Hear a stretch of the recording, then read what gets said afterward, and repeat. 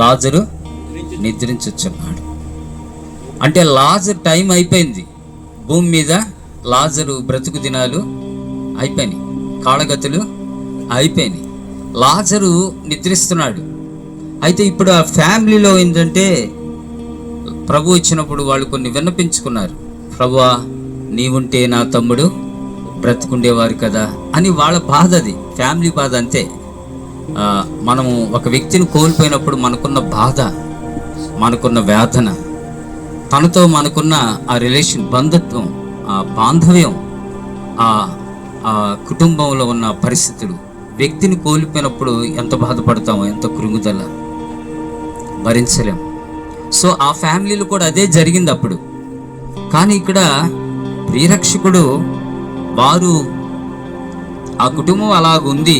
అయితే ప్రభువుకు ఆ వార్త వచ్చింది.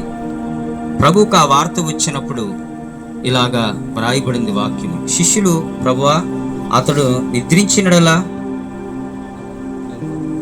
బాగు పడుననిది.